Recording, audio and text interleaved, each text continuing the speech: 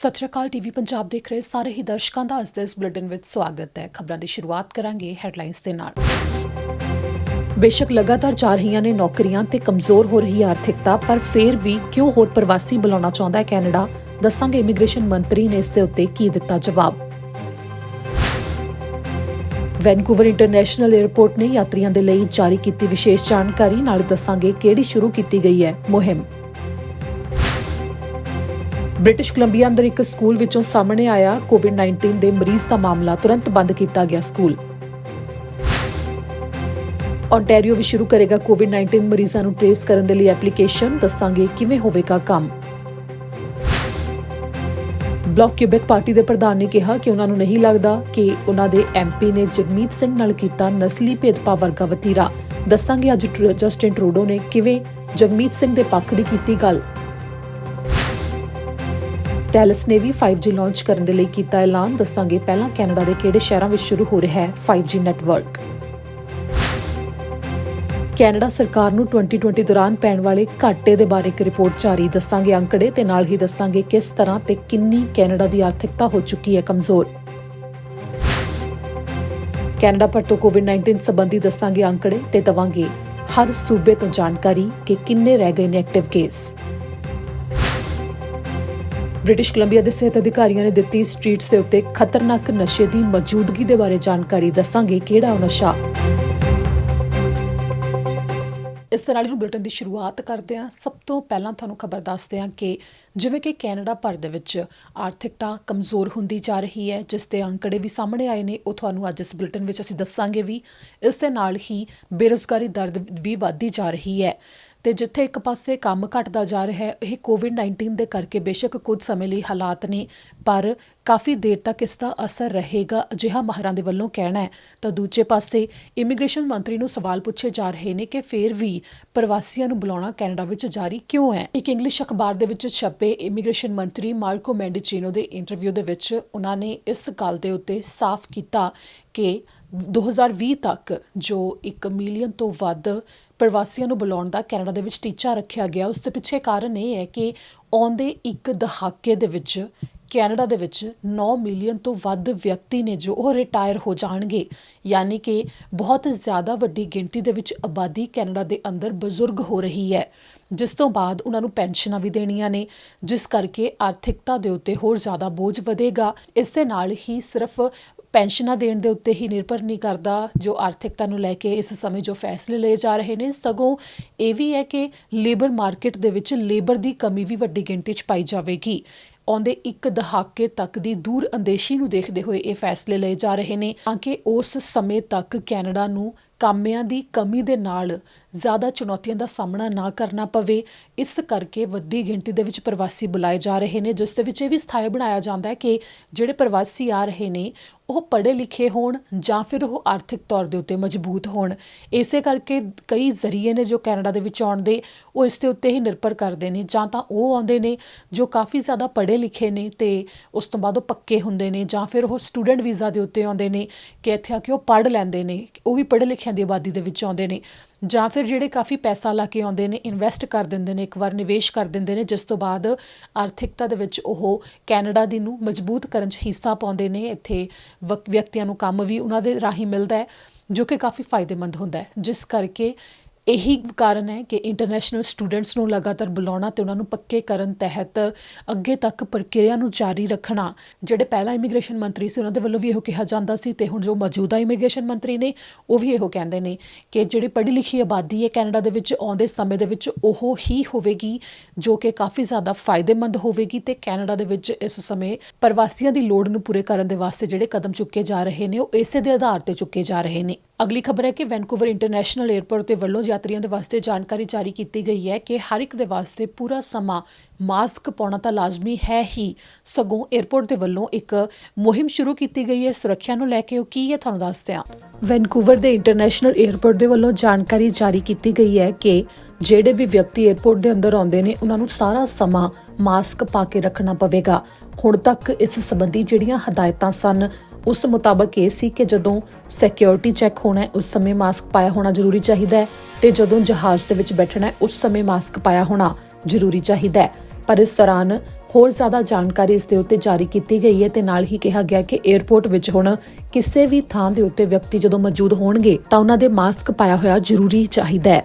YVR ਦੇ ਵੱਲੋਂ take care safety ਨਾਮ ਦੀ ਇੱਕ ਮੁਹਿੰਮ ਸ਼ੁਰੂ ਕੀਤੀ ਗਈ ਹੈ। ਇਸ ਮੁਹਿੰਮ ਨੂੰ ਇਸ ਕਰਕੇ ਸ਼ੁਰੂ ਕੀਤਾ ਗਿਆ ਤਾਂ ਕਿ ਯਾਤਰੀਆਂ ਦਾ ਮੁੜ ਤੋਂ ਭਰੋਸਾ ਜਿੱਤਿਆ ਜਾ ਸਕੇ ਤੇ ਸਥਾਈ ਬਣਾਇਆ ਜਾ ਸਕੇ ਕਿ 에ਅਰਪੋਰਟ ਸੁਰੱਖਿਅਤ ਨੇ ਤੇ ਯਾਤਰੀ ਕੋਵਿਡ-19 ਦਾ ਡਰ ਮਨ ਤੋਂ ਕੱਢ ਕੇ ਹਦਾਇਤਾਂ ਨੂੰ ਮੰਨਦੇ ਹੋਏ ਮੁੜ ਤੋਂ 에ਅਰਪੋਰਟ ਦੇ ਰਾਹੀਂ ਸਫ਼ਰ ਕਰਨਾ ਸ਼ੁਰੂ ਕਰ ਦੇਣ, ਕਿਉਂਕਿ ਵੱਡੀ ਗਿਣਤੀ ਦੇ ਵਿੱਚ ਯਾਤਰੀਆਂ ਦੀ ਕਮੀ ਦੇ ਕਰਕੇ 에ਅਰਪੋਰਟ ਨੂੰ ਨੁਕਸਾਨ ਵੀ ਬਹੁਤ ਜ਼ਿਆਦਾ ਹੋਇਆ ਹੈ ਤੇ ਮੁੜ ਤੋਂ ਉਸੇ ਤਰ੍ਹਾਂ ਯਾਤਰੀਆਂ ਨੂੰ ਸਫ਼ਰ ਕਰਨ ਦੇ ਵਾਸਤੇ ਉਤਸ਼ਾਹਿਤ ਕਰਨ ਦੇ ਲਈ ਇਸ ਮੁਹਿੰਮ ਨੂੰ ਸ਼ੁਰੂ ਕੀਤਾ ਜਾ ਰਿਹਾ ਹੈ, ਜਿਸ ਦੇ ਵਿੱਚ 에ਅਰਪੋਰਟ ਦੇ ਵਿੱਚ ਹੋਰ ਜ਼ਿਆਦਾ ਹੈਂਡ ਸੈਨੀਟਾਈਜ਼ਰ ਸਟੇਸ਼ਨ ਲਗਾਏ ਗਏ ਨੇ ਤੇ ਨਾਲ ਹੀ ਹਰ ਕਾਊਂਟਰ ਦੇ ਉੱਤੇ ਵੱਖਰੇ ਗਲਾਸ ਲਗਾ ਦਿੱਤੇ ਗਏ ਨੇ। ਇਸ ਦੇ ਨਾਲ ਹੀ ਪੂਰੇ 에ਅਰਪੋਰਟ ਦੇ ਉੱਤੇ ਬਾਰ-ਬਾਰ ਸਫਾਈ ਕੀਤੀ ਜਾ ਰਹੀ ਹੈ ਤਾਂ ਨਾਲ ਯਾਤਰੀਆਂ ਨੂੰ ਕਿਹਾ ਜਾ ਰਿਹਾ ਹੈ ਕਿ 에ਅਰਪੋਰਟ ਦੇ ਵਿੱਚ ਹੁਣ ਹਰ ਥਾਂ ਦੇ ਉੱਤੇ ਮਾਸਕ ਪਾਉਣਾ ਲਾਜ਼ਮੀ ਹੈ ਤੇ ਨਾਲ ਹੀ ਇਹ ਵੀ ਕਿਹਾ ਗਿਆ ਕਿ ਜਿਹੜੇ ਯਾਤਰੀ ਆਉਂਦੇ ਨੇ ਉਹਨਾਂ ਦੇ ਨਾਲ ਜਿਹੜੇ ਵਿਅਕਤੀ ਆਉਂਦੇ ਨੇ ਉਹ 에ਅਰਪੋਰਟ ਦੇ ਟਰਮੀਨਲ ਦੇ ਅੰਦਰ ਨਾ ਆਉਣ।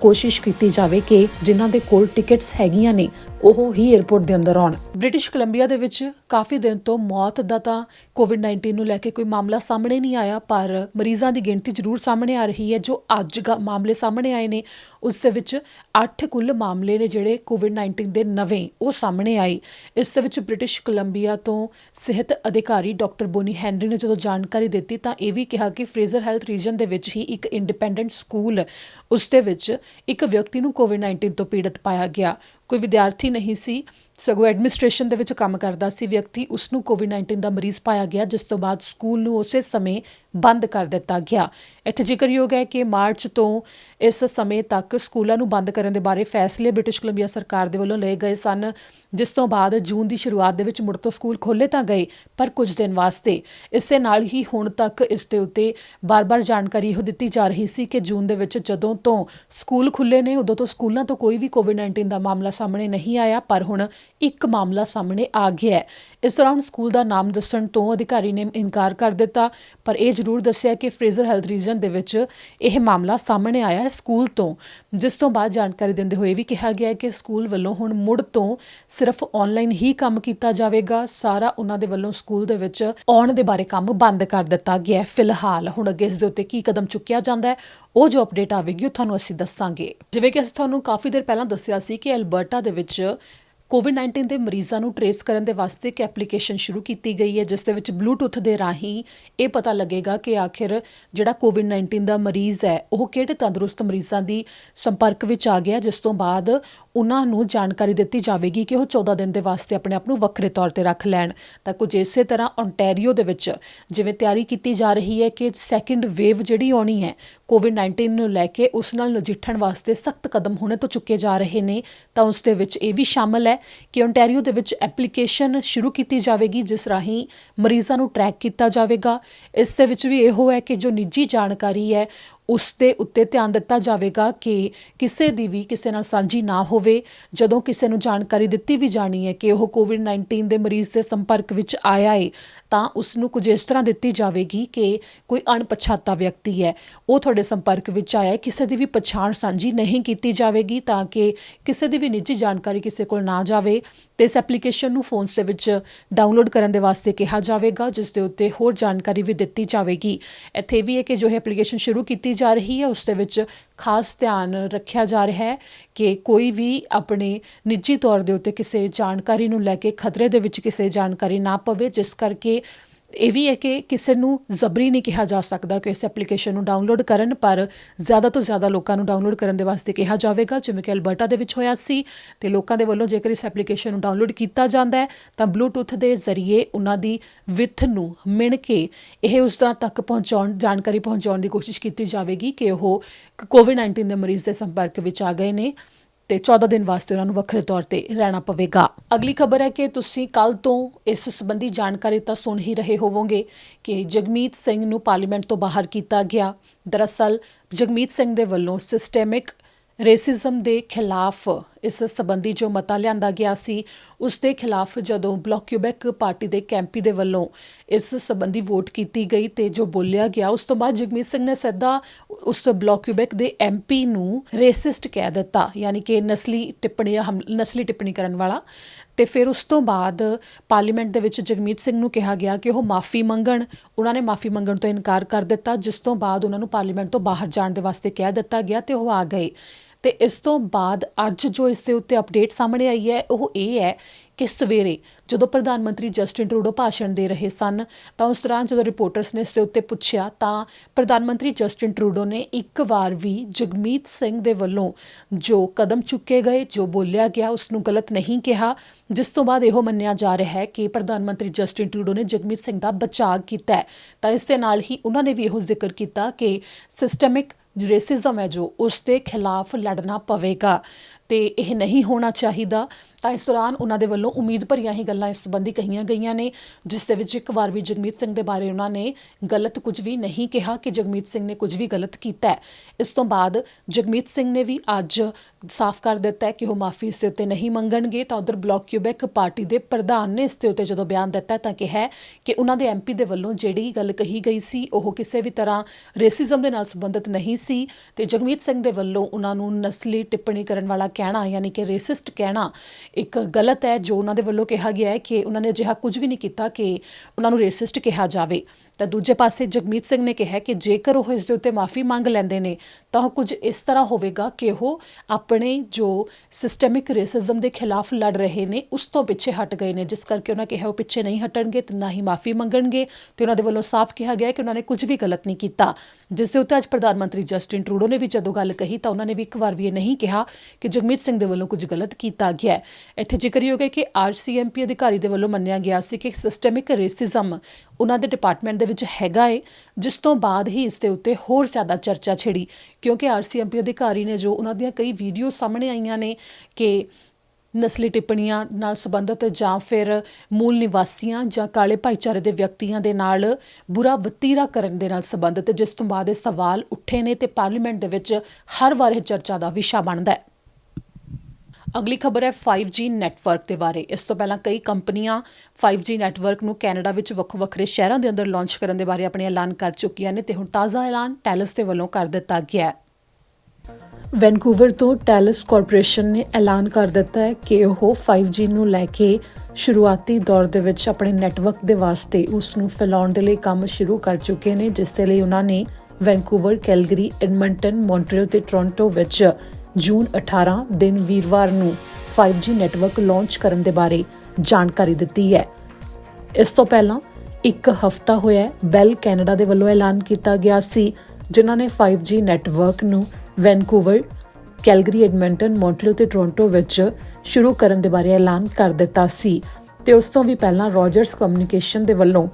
ਜਨਵਰੀ ਮਹੀਨੇ ਦੇ ਵਿੱਚ ਹੀ ਇਸ ਦਾ ਐਲਾਨ ਕਰ ਦਿੱਤਾ ਗਿਆ ਸੀ, ਜਿਨ੍ਹਾਂ ਦੇ ਵੱਲੋਂ ਹੋ ਸਕਦਾ ਹੈ ਕਲੋਨਾਂ ਨੂੰ ਵੀ ਇਸ ਦੇ ਵਿੱਚ ਸ਼ਾਮਲ ਕੀਤਾ ਜਾਵੇ। ਇਸ ਦੇ ਨਾਲ ਹੀ ਰੋਜਰਸ ਦੇ ਵੱਲੋਂ ਵੈਨਕੂਵਰ, ਕੈਲਗਰੀ, ਐਡਮੰਟਨ, ਮੌਂਟਰੀਅਲ ਤੇ ਟੋਰਾਂਟੋ ਦੇ ਸਮੇਤ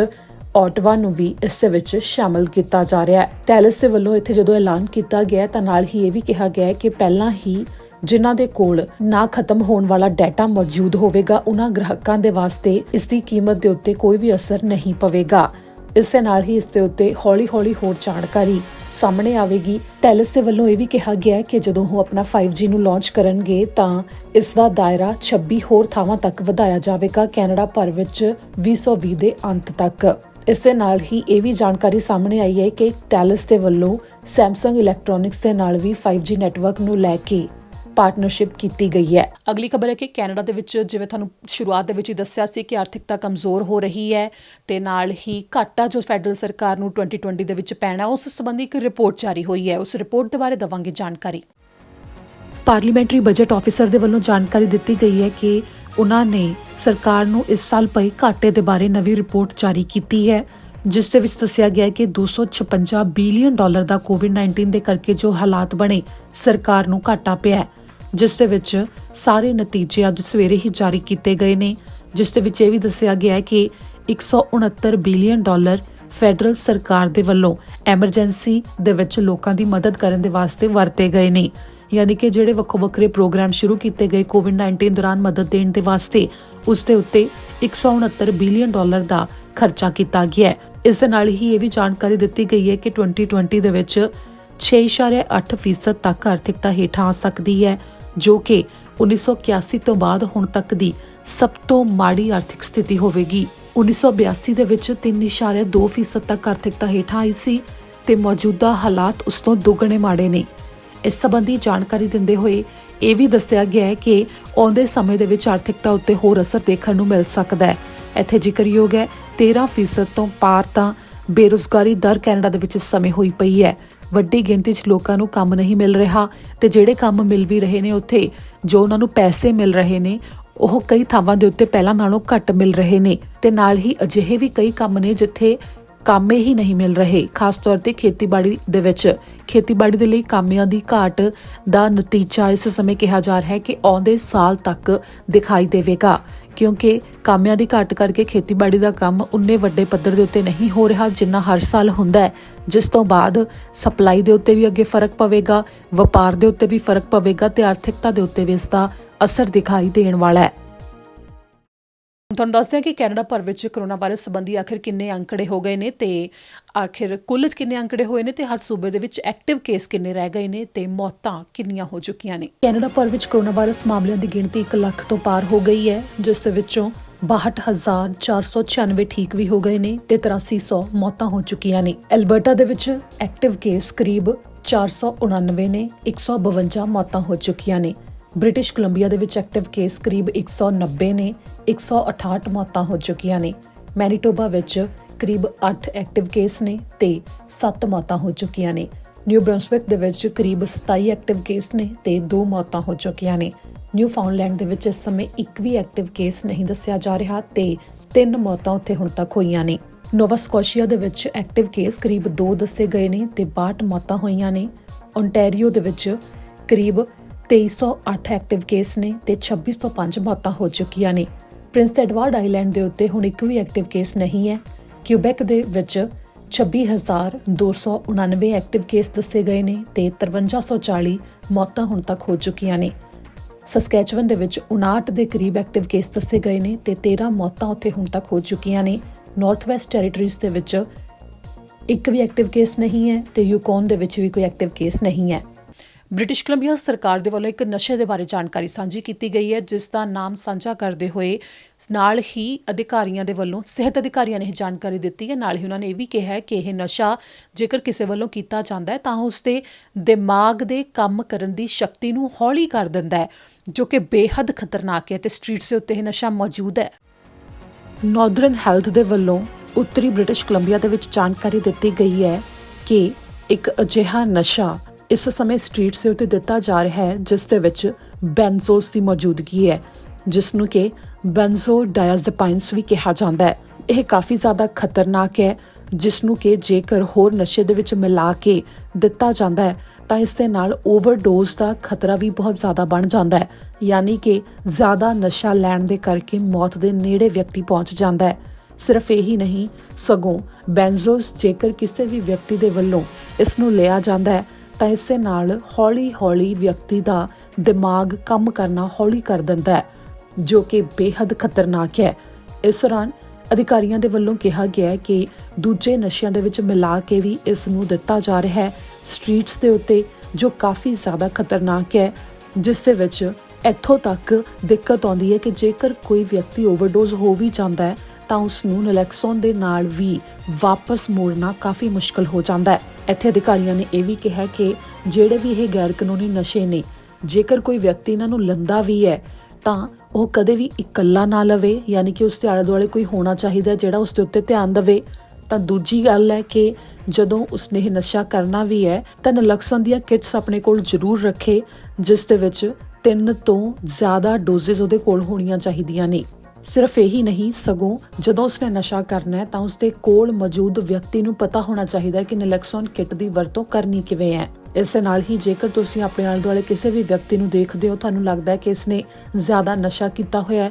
ਤਾਂ ਤੁਰੰਤ 911 ਕੀਤੀ ਜਾਵੇ। ਜੇਕਰ ਤੁਹਾਡੇ ਆਲੇ ਦੁਆਲੇ ਕਿਤੇ ਵੀ ਨੈਲੈਕਸੋਨ ਦੀ ਕਿੱਟ ਮਿਲਦੀ ਹੈ ਤਾਂ ਉਸ ਦੀ ਵਰਤੋਂ ਉਸ ਦੇ ਉੱਤੇ ਤੁਰੰਤ ਕੀਤੀ ਜਾਵੇ, ਜਿਸ ਦੇ ਨਾਲ ਉਸ ਨੂੰ ਬਚਾਇਆ ਜਾ ਸਕਦਾ ਹੈ। ਇਸ ਦੌਰਾਨ ਵਿਸ਼ੇਸ਼ ਤੌਰ ਤੇ ਇਹ ਧਿਆਨ ਦੇਣਾ ਜ਼ਰੂਰੀ ਹੁੰਦਾ ਹੈ ਕਿ ਉਹ ਵਿਅਕਤੀ ਸਾਹ ਲੈ ਰਿਹਾ ਹੈ। ਜਦੋਂ ਤੱਕ ਉਹ ਸਾਹ ਲਗਾਤਾਰ ਲੈਂਦਾ ਰਹੇ, ਉਦੋਂ ਤੱਕ ਹੋ ਸਕਦਾ ਹੈ ਕਿ ਉਸ ਨੂੰ ਬਚਾਇਆ ਜਾ ਸਕਦਾ ਹੈ। ਜੇਕਰ ਉਸ ਦਾ ਸਾਹ ਲੈਣਾ ਹੌਲੀ ਹੋ ਜਾਂਦਾ ਹੈ ਤਾਂ ਜਲਦੀ ਤੋਂ ਜਲਦੀ ਕੋਈ ਨਾ ਕੋਈ ਇੱਥੇ ਕੋਸ਼ਿਸ਼ ਕੀਤੀ ਜਾਵੇ। ਖਾਸ ਤੌਰ ਦੇ ਉੱਤੇ ਜੇਕਰ ਆਲੇ ਦੁਆਲੇ ਤੋਂ ਨੈਲੈਕਸੋਨ ਕਿੱਟ ਕਿਤੇ ਤੋਂ ਮਿਲਦੀ ਹੈ ਤਾਂ ਉਸ ਨੂੰ ਲਿਆਂਦਾ ਜਾਵੇ ਤੇ ਉਸ ਵਿਅਕਤੀ ਨੂੰ ਬਚਾਇਆ ਜਾ ਸਕਦਾ ਹੈ। ਕੈਨੇਡਾ ਤੇ ਅਮਰੀਕਾ ਦੇ ਬਾਰਡਰ ਬੰਦ ਨੇ। ਕੈਨੇਡਾ ਤੋਂ ਅਮਰੀਕਾ ਜਾਂ ਅਮਰੀਕਾ ਤੋਂ ਕੈਨੇਡਾ ਕੋਈ ਵੀ ਨਾਗਰਿਕ ਗੈਰ ਜ਼ਰੂਰੀ ਕੰਮ ਤੋਂ ਬਿਨਾਂ ਨਹੀਂ ਜਾ ਸਕਦੇ। ਪਰ ਕੈਨੇਡਾ ਦੇ ਬਾਰਡਰ ਅਧਿਕਾਰੀਆਂ ਦੇ ਵੱਲੋਂ ਜਾਣਕਾਰੀ ਦਿੱਤੀ ਗਈ ਹੈ ਕਿ ਉਹਨਾਂ ਨੇ ਪਿਛਲੇ ਕੁਝ ਦਿਨਾਂ ਦੇ ਵਿੱਚ ਹਜ਼ਾਰਾਂ ਦੀ ਗਿਣਤੀ ਦੇ ਵਿੱਚ ਅਜਿਹੇ ਪ੍ਰਵਾਸੀਆਂ ਨੂੰ ਵਾਪਸ ਮੋੜਿਆ ਜੋ ਗੈਰ ਜ਼ਰੂਰੀ ਕੰਮਾਂ ਦੇ ਵਾਸਤੇ ਕੈਨੇਡਾ ਦੇ ਵਿੱਚ ਆਉਣਾ ਚਾਹੁੰਦੇ ਸਨ। ਅਮਰੀਕਾ ਤੇ ਕੈਨੇਡਾ ਦੇ ਬਾਰਡਰ ਬੰਦ ਨੇ, ਪਰ ਫਿਰ ਵੀ ਵੱਡੀ ਗਿਣਤੀ ਦੇ ਵਿੱਚ ਲੋਕ ਅਜਿਹੇ ਨੇ ਜਿਨ੍ਹਾਂ ਦੇ ਵੱਲੋਂ ਕੈਨੇਡਾ ਵਿੱਚ ਆਉਣ ਦੀ ਕੋਸ਼ਿਸ਼ ਕੀਤੀ ਗਈ, ਜਦ ਕਿ ਕਿਸੇ ਜ਼ਰੂਰੀ ਕੰਮ ਲਈ ਉਹ ਨਹੀਂ ਆ ਰਹੇ ਸਨ, ਜਿਸ ਤੋਂ ਬਾਅਦ ਕੈਨੇਡਾ ਦੇ ਇਮੀਗ੍ਰੇਸ਼ਨ ਅਧਿਕਾਰੀਆਂ ਨੇ ਉਹਨਾਂ ਨੂੰ ਵਾਪਸ ਭੇਜ ਦਿੱਤਾ। ਇਸ ਦੇ ਬਾਰੇ ਕੈਨੇਡਾ ਬਾਰਡਰ ਸਰਵਿਸਿਜ਼ ਏਜੰਸੀ ਦੇ ਵੱਲੋਂ ਅੰਕੜੇ ਜਾਰੀ ਕੀਤੇ ਗਏ ਨੇ, ਜਿਨ੍ਹਾਂ ਨੇ ਕਿਹਾ ਕਿ ਉਹ 7500 ਤੋਂ ਜ਼ਿਆਦਾ ਵਿਦੇਸ਼ੀਆਂ ਨੂੰ ਵਾਪਸ ਭੇਜ ਚੁੱਕੇ ਨੇ, ਜਿਨ੍ਹਾਂ ਵਿੱਚੋਂ ਜ਼ਿਆਦਾ ਅਮਰੀਕਨ ਸਨ। ਇਹ ਉਹ ਸਨ ਜਿਹੜੇ ਕਿ ਬਿਨਾਂ ਕਿਸੇ ਜ਼ਰੂਰੀ ਕੰਮ ਤੋਂ ਜਾਂ ਖਰੀਦਦਾਰੀ ਕਰਨ ਵਾਸਤੇ ਜਾਂ ਫਿਰ ਕਿਸੇ ਥਾਂ ਨੂੰ ਦੇਖਣ ਦੇ ਵਾਸਤੇ ਆ ਰਹੇ ਸਨ, ਜਾਂ ਕੋਈ ਹੋਰ ਕਾਰਨ ਸੀ, ਪਰ ਕੋਈ ਜ਼ਰੂਰੀ ਕੰਮ ਨਹੀਂ ਸੀ, ਕਿਉਂਕਿ ਜ਼ਰੂਰੀ ਕੰਮਾਂ ਦੇ ਵਾਸਤੇ ਹੀ ਇਸ ਸਮੇਂ ਅਮਰੀਕਾ ਤੇ ਕੈਨੇਡਾ ਦੇ ਬਾਰਡਰ ਖੁੱਲ੍ਹੇ ਨੇ। ਬਾਕੀ ਹੋਰ ਆਮ ਤੌਰ ਦੇ ਉੱਤੇ ਜੇਕਰ ਕਿਸੇ ਨੇ ਆਉਣਾ ਹੋਵੇ ਤਾਂ ਬੰਦ ਨੇ ਤੇ ਇਸ ਨੂੰ 21 ਜੁਲਾਈ ਤੱਕ ਹੋਰ ਵਧਾ ਦਿੱਤਾ ਗਿਆ। ਕੈਨੇਡਾ ਬਾਰਡਰ ਸਰਵਿਸਿਜ਼ ਏਜੰਸੀ ਦੇ ਵੱਲੋਂ ਜੋ ਅੰਕੜੇ ਜਾਰੀ ਕੀਤੇ ਗਏ ਨੇ, ਉਸ ਦੇ ਵਿੱਚ ਉਹਨਾਂ ਨੇ ਦੱਸਿਆ ਕਿ 7639 ਵਿਅਕਤੀ ਉਹਨਾਂ ਨੇ ਕੈਨੇਡਾ ਦੇ ਵਿੱਚ ਆਉਣ ਤੋਂ ਰੋਕੇ ਨੇ, ਜਿਨ੍ਹਾਂ ਨੂੰ ਵਾਪਸ ਭੇਜਿਆ ਗਿਆ ਮਾਰਚ 22 ਤੋਂ ਲੈ ਕੇ ਜੂਨ 16 ਦੇ ਵਿੱਚ। ਇਸ ਦੇ ਬਾਰੇ ਉਹਨਾਂ ਇਹ ਦੱਸਿਆ ਕਿ 7639 ਦੇ ਵਿੱਚ 87% ਅਮਰੀਕਨ ਸਨ, ਜਿਨ੍ਹਾਂ ਨੂੰ ਕੈਨੇਡਾ ਵਿੱਚ ਆਉਣ ਤੋਂ ਰੋਕਿਆ ਗਿਆ, ਜਿਨ੍ਹਾਂ ਦੇ ਵਿੱਚ ਵੀ 6815 ਅਮਰੀਕਾ ਦੇ ਸਿਟੀਜ਼ਨ ਸਨ, ਜਿਨ੍ਹਾਂ ਨੂੰ ਕੈਨੇਡੀਅਨ ਬਾਰਡਰ ਏਜੰਟਸ ਨੇ ਵਾਪਸ ਉਹਨਾਂ ਦੇ ਘਰ ਭੇਜ ਦਿੱਤਾ। ਇਸ ਦੇ ਨਾਲ ਹੀ 1024 ਵਿਅਕਤੀ ਜਿਨ੍ਹਾਂ ਨੂੰ ਕੈਨੇਡਾ ਵਿੱਚ ਆਉਣ ਤੋਂ ਰੋਕਿਆ ਗਿਆ, ਉਹ ਹੋਰ ਦੇਸ਼ਾਂ ਦੇ ਸਿਟੀਜ਼ਨ ਸਨ। ਇੱਥੇ ਜ਼ਿਕਰਯੋਗ ਹੈ ਕਿ ਮੰਗਲਵਾਰ ਨੂੰ ਪ੍ਰਧਾਨ ਮੰਤਰੀ ਜਸਟਿਨ ਟਰੂਡੋ ਨੇ ਐਲਾਨ ਕੀਤਾ ਸੀ ਕਿ ਉਹਨਾਂ ਨੇ ਅਮਰੀਕਾ ਦੇ ਨਾਲ ਐਗਰੀਮੈਂਟ ਕੀਤਾ ਹੈ, ਜਿਸ ਮੁਤਾਬਕ ਕੈਨੇਡਾ ਤੇ ਯੂਐਸ ਦੇ ਬਾਰਡਰ ਨੂੰ ਗੈਰ ਜ਼ਰੂਰੀ ਕੰਮਾਂ ਦੇ ਵਾਸਤੇ ਜੁਲਾਈ 21 ਤੱਕ ਹੋਰ ਬੰਦ ਰੱਖਿਆ ਜਾਵੇਗਾ। ਇੱਥੇ ਜ਼ਿਕਰਯੋਗ ਹੈ ਕਿ ਹੁਣ ਤੱਕ ਤਾਂ ਕਿਹਾ ਜਾ ਰਿਹਾ ਹੈ ਕਿ ਕੋਵਿਡ-19 ਦੇ ਉੱਤੇ ਕਾਬੂ ਪਾਇਆ ਜਾ ਰਿਹਾ ਹੈ, ਹਾਲਾਤ ਸੁਧਰ ਰਹੇ ਨੇ, ਪਰ ਫਿਰ ਵੀ ਦੁਬਾਰਾ ਤੋਂ ਕੋਵਿਡ-19 ਦੇ ਕਰਕੇ ਹਾਲਾਤ ਖਰਾਬ ਨਾ ਹੋਣ, ਹਦਾਇਤਾਂ ਦੇ ਵਿੱਚ ਜ਼ਿਆਦਾ ਢਿੱਲ ਹਜੇ ਨਹੀਂ ਦਿੱਤੀ ਜਾ ਰਹੀ। ਅਮਰੀਕਾ 'ਚ ਬਹੁਤ ਜ਼ਿਆਦਾ ਗਿਣਤੀ 'ਚ ਲੋਕ ਕਰੋਨਾ ਵਾਇਰਸ ਦੇ ਸ਼ਿਕਾਰ ਹੋਏ, ਮੌਤਾਂ ਵੀ ਹੋਈਆਂ। ਇਹ ਵੀ ਵੱਡਾ ਕਾਰਨ ਹੈ ਕਿ ਅਮਰੀਕਾ ਤੇ ਕੈਨੇਡਾ ਦੇ ਬਾਰਡਰ ਨੂੰ ਸਮੇਂ ਸਿਰ ਬੰਦ ਕਰ ਦਿੱਤਾ ਗਿਆ, ਤਾਂ ਕਿ ਅਮਰੀਕਾ ਤੋਂ ਜੋ ਬਿਮਾਰ ਵਿਅਕਤੀ ਨੇ ਉਹ ਕੈਨੇਡਾ ਵਿੱਚ ਨਾ ਆ ਸਕਣ। ਸਿਰਫ ਇਸ ਸਮੇਂ ਕੈਨੇਡਾ ਵਿੱਚ ਅਮਰੀਕਾ ਤੋਂ ਜਾਂ ਕਾਮੇ ਆ ਸਕਦੇ ਨੇ, ਜਾਂ ਫਿਰ ਜੋ ਸਪਲਾਈ ਦਾ ਕੰਮ ਕਰਦੇ ਨੇ ਉਹ ਆ ਸਕਦੇ ਨੇ, ਜਾਂ ਫਿਰ ਜਿਹੜੇ ਇਸ ਸਮੇਂ ਇਜਾਜ਼ਤ ਦਿੱਤੀ ਗਈ ਹੈ ਕਿ ਨੇੜੇ ਦੇ ਪਰਿਵਾਰਕ ਮੈਂਬਰ ਨੇ ਉਹ ਆ ਸਕਦੇ ਨੇ, ਜਿਨ੍ਹਾਂ ਦੇ ਵਿੱਚ ਜੀਵਨ ਸਾਥੀ, ਮਾਂ-ਬਾਪ, ਬੱਚੇ ਤੇ ਹੋਰ ਨੇੜੇ ਦੇ ਰਿਸ਼ਤੇ ਆਉਂਦੇ ਨੇ, ਜਿਨ੍ਹਾਂ ਨੂੰ ਇਜਾਜ਼ਤ ਦਿੱਤੀ ਗਈ ਹੈ ਕੈਨੇਡਾ ਵਿੱਚ ਫਿਲਹਾਲ ਆਉਣ ਦੀ, ਤੇ ਉਹ ਅਮਰੀਕਾ ਤੋਂ ਕੈਨੇਡਾ ਆ ਪਾ ਰਹੇ ਨੇ। ਇਸ ਦੌਰਾਨ ਇਹ ਵੀ ਸੀ ਕਿ ਬਾਰਡਰ ਦੇ ਨੇੜੇ ਜਿੰਨੇ ਬਿਜ਼ਨਸ ਸਨ, ਉਹਨਾਂ ਦੇ ਵੱਲੋਂ ਸ਼ਿਕਾਇਤ ਕੀਤੀ ਜਾ ਰਹੀ ਸੀ ਕਿ ਬਾਰਡਰ ਨੂੰ ਇੰਨੀ ਜ਼ਿਆਦਾ ਦੇਰ ਬੰਦ ਨਾ ਰੱਖਿਆ ਜਾਵੇ, ਉਹਨਾਂ ਦਾ ਨੁਕਸਾਨ ਹੋ ਰਿਹਾ ਹੈ, ਪਰ ਫਿਰ ਵੀ 1 ਮਹੀਨੇ ਲਈ ਹੋਰ ਬਾਰਡਰ ਨੂੰ ਬੰਦ ਕੀਤਾ ਗਿਆ। ਅਗਲੀ ਖਬਰ ਹੈ ਕਿ ICBC ਦੇ ਵੱਲੋਂ ਡਰਾਈਵਰਸ ਦੇ ਲਈ ਚੇਤਾਵਨੀ ਜਾਰੀ ਕੀਤੀ ਗਈ ਹੈ। ਮੋਟਰਸਾਈਕਲ ਚਾਲਕਾਂ ਤੇ ਨਾਲ ਹੀ ਹੋਰ ਜਿੰਨੇ ਵੀ ਵਾਹਨਾਂ ਦੇ ਡਰਾਈਵਰ ਨੇ, ਉਹਨਾਂ ਨੂੰ ਧਿਆਨ ਦੇਣ ਦੇ ਵਾਸਤੇ ਖਾਸ ਤੌਰ ਤੇ ਕਿਹਾ ਗਿਆ ਹੈ। ICBC ਦੇ ਵੱਲੋਂ ਅਹਿਮ ਜਾਣਕਾਰੀ ਜਾਰੀ ਕੀਤੀ ਗਈ ਹੈ, ਜਿਸ ਦੇ ਵਿੱਚ ਸਾਰਿਆਂ ਨੂੰ ਜਾਗਰੂਕ ਹੋਣ ਵਾਸਤੇ ਕਿਹਾ ਗਿਆ ਹੈ, ਜਿਸ ਵਿੱਚ ਉਹਨਾਂ ਨੇ ਕਿਹਾ ਹੈ ਕਿ ਜਿਉਂ-ਜਿਉਂ ਗਰਮੀਆਂ ਦੇ ਦਿਨ ਅੱਗੇ ਆਉਂਦੇ ਜਾ ਰਹੇ ਨੇ, ਉਸੇ ਤਰ੍ਹਾਂ ਵੱਡੀ ਗਿਣਤੀ ਦੇ ਵਿੱਚ ਮੋਟਰਸਾਈਕਲ ਚਾਲਕ ਵੀ ਸੜਕਾਂ ਦੇ ਉੱਤੇ ਮੌਜੂਦ ਨੇ, ਜਿਸ ਦੇ ਉੱਤੇ ਧਿਆਨ ਦਿੱਤਾ ਜਾਵੇ। ਡਰਾਈਵਰਸ ਨੂੰ ਕਿਹਾ ਗਿਆ ਜੋ ਗੱਡੀਆਂ ਵਿੱਚ ਹੁੰਦੇ ਨੇ ਕਿ ਆਪਣੇ ਆਲੇ ਦੁਆਲੇ ਇਹ ਜ਼ਰੂਰ ਦੇਖਿਆ ਜਾਵੇ ਕਿ ਉਹਨਾਂ ਦੇ ਨਾਲ ਮੋਟਰਸਾਈਕਲ ਚਾਲਕ ਵੀ ਸੜਕਾਂ ਸਾਂਝੀਆਂ ਕਰ ਰਹੇ ਨੇ ਤੇ ਉਹਨਾਂ ਦੀ ਸੁਰੱਖਿਆ ਦਾ ਧਿਆਨ ਇੱਥੇ ਜ਼ਰੂਰ ਦਿੱਤਾ ਜਾਵੇ, ਕਿਉਂਕਿ ਹਾਈਵੇ ਦੇ ਉੱਤੇ ਅਜਿਹੇ ਹਾਦਸੇ ਹੋਣ ਦੇ ਮਾਮਲੇ ਸਾਹਮਣੇ ਆਏ ਨੇ ਕਿ ਮੋਟਰਸਾਈਕਲ ਚਾਲਕ ਆਪਣੇ ਮੋਟਰਸਾਈਕਲ ਤੇ ਜਾ ਰਿਹਾ ਸੀ ਕਿ ਗੱਡੀ ਇੱਕਦਮ ਹਾਈਵੇ ਦੇ ਉੱਤੇ ਬਿਨਾਂ ਮੋਟਰਸਾਈਕਲ ਨੂੰ ਦੇਖੇ ਮੁੜ ਗਈ, ਜਿਸ ਤੋਂ ਬਾਅਦ ਗੱਡੀ ਵਾਲੇ ਡਰਾਈਵਰ ਦਾ ਕੋਈ ਨੁਕਸਾਨ ਨਹੀਂ ਹੋਇਆ ਪਰ ਮੋਟਰਸਾਈਕਲ ਚਾਲਕ ਦੀ ਮੌਤ ਹੋ ਗਈ, ਜਿਸ ਦੇ ਉੱਤੇ ਅੰਕੜੇ ਵੀ ICBC ਦੇ ਵੱਲੋਂ ਸਾਂਝੇ ਕੀਤੇ ਗਏ ਨੇ, ਜਿਸ ਦੇ ਵਿੱਚ ਉਹਨਾਂ ਨੇ ਕਿਹਾ ਕਿ ਸੂਬੇ ਵਿੱਚ ਔਸਤਨ ਹਰ ਸਾਲ ਮੋਟਰਸਾਈਕਲ ਚਾਲਕਾਂ ਦੇ ਨਾਲ 2500 ਦੇ ਕਰੀਬ ਸੜਕ ਹਾਦਸੇ ਵਾਪਰਦੇ ਨੇ, ਜਿਨ੍ਹਾਂ ਵਿੱਚ 1600 ਮੋਟਰਸਾਈਕਲ ਚਾਲਕ ਜ਼ਖਮੀ ਹੁੰਦੇ ਨੇ ਤੇ 37 ਮੌਤਾਂ ਹੁੰਦੀਆਂ ਨੇ। ਇੱਥੇ ਜ਼ਿਕਰਯੋਗ ਹੈ ਕਿ ਮੰਗਲਵਾਰ ਸ਼ਾਮ ਨੂੰ ਹੀ ਸਰੀ ਦੇ ਵਿੱਚ ਵੀ ਇੱਕ ਮੋਟਰਸਾਈਕਲ ਚਾਲਕ ਦੀ ਹਾਦਸੇ ਦੇ ਵਿੱਚ ਮੌਤ ਹੋਈ ਹੈ ਤੇ ਉਹ ਹਾਦਸਾ ਉਸ ਥਾਂ ਦੇ ਉੱਤੇ ਹੋਇਆ ਜਿੱਥੇ ਜ਼ਿਆਦਾ ਰਫ਼ਤਾਰ ਵਿੱਚ ਗੱਡੀਆਂ ਜਾਂਦੀਆਂ ਵੀ ਨਹੀਂ ਨੇ। ਤਾਂ ਕੁਝ ਇਸੇ ਤਰ੍ਹਾਂ ਹਾਈਵੇ ਦੇ ਉੱਤੇ ਵੀ ਤੇ ਸ਼ਹਿਰਾਂ ਦੇ ਵਿੱਚ ਵੀ ਡਰਾਈਵਰਸ ਨੂੰ ਧਿਆਨ ਰੱਖਣ ਦੇ ਲਈ ਕਿਹਾ ਜਾ ਰਿਹਾ ਹੈ ਕਿ ਜਦੋਂ ਵੀ ਉਹ ਸੜਕ ਦੇ ਉੱਤੇ ਜਾ ਰਹੇ ਹੋਣ ਤਾਂ ਆਪਣੇ ਆਲੇ ਦੁਆਲੇ ਮੋਟਰਸਾਈਕਲ ਚਾਲਕਾਂ ਦਾ ਜ਼ਰੂਰ ਧਿਆਨ ਰੱਖਣ, ਕਿਉਂਕਿ ਕਈ ਵਾਰ ਅਜਿਹਾ ਹੋ ਜਾਂਦਾ ਹੈ ਕਿ ਮੋਟਰਸਾਈਕਲ ਚਾਲਕ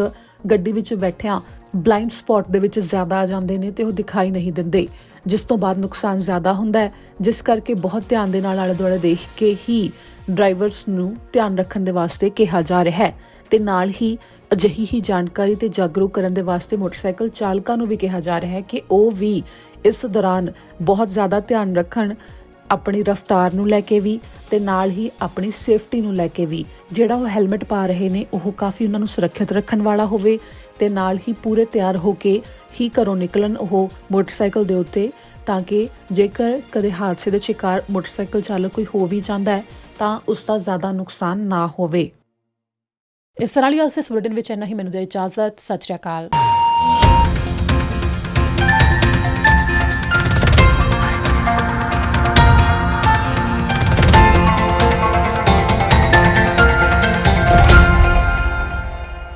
ਸਤਿ ਸ਼੍ਰੀ ਅਕਾਲ ਜੀ, ਮੈਂ ਨਿਰਮਲ ਮਾਨ ਪੂਰਾ ਟੈਕਸਟਾਈਲ ਤੋਂ। ਇਹ ਤੁਸੀਂ ਵੀਡੀਓ ਦੇਖ ਰਹੇ ਸੀ TV ਪੰਜਾਬ ਦੇ ਉੱਤੇ। ਇਹੋ ਜਿਹੇ ਹੋਰ ਜਾਣਕਾਰੀ ਭਰਪੂਰ ਵੀਡੀਓ ਦੇਖਣ ਵਾਸਤੇ TV ਪੰਜਾਬ ਦੇ ਚੈਨਲ ਨੂੰ ਸਬਸਕ੍ਰਾਈਬ ਕਰੋ ਤੇ ਨਾਲ ਹੇਠ ਦਿੱਤੇ ਹੋਏ ਬੈਲ ਆਈਕਨ ਦੇ ਬਟਨ ਦਬਾਓ। ਸਤਿ ਸ਼੍ਰੀ ਅਕਾਲ।